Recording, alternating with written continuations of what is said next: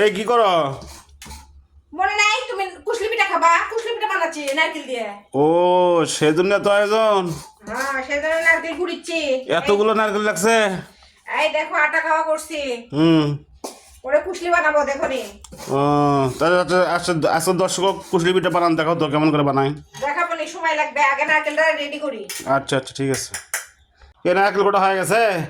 এই নারকেল কুড়া তো হচ্ছে, খালি মিষ্টি দিয়ে খাবো তাই ওই জন্য ঝালও বানাচ্ছি। এই দেখো ডাল দিয়ে। হুম।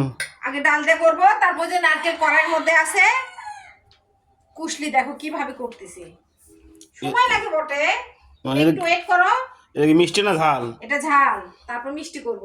ও আচ্ছা, তার মানে এটা করার পরে কি করা লাগবে?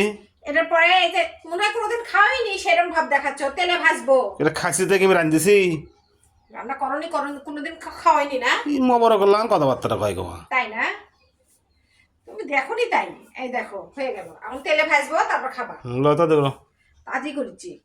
ঝালের তো কুশলি বানালাম, এবার বানাচ্ছি হচ্ছে নারকেল আর খেজুরের গুড়। এখন তো শীতের সময়, খেজুরের গুড় দেখাতে সেই মজা। তো জাল দিচ্ছ গা? ভাজা করা লাগবে না, না ভাজলে আর গুড় কেমন করে করবে। এটা সুন্দর করে কড়াইয়ে ভেজে তারপরে কুশলি বানাবো। আচ্ছা ঠিক আছে। বানাই তারপরে দেখো খাও কেমন লাগে। অবশেষে আমাদের কুশলি ভাজা শেষ। শেষ মানে ভাজতেছি, ভাজার পরে খাওয়া। খাওয়া মানে সেই মজা করে খাওয়া। কুশলিটা হয়ে গেছে খারাই? হয়ে গেল, ভাজতেছি এখন। ভাজা শেষে খাওয়া। ফরফর করিচ্ছে রে। ফরফর করতেছে।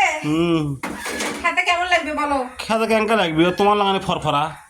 আমি ফরফরা ফরফরা লয় একটা দুমু না যাও। মুখর যে ঝাল জানি না ওই পিঠা কেঙ্কা হবি।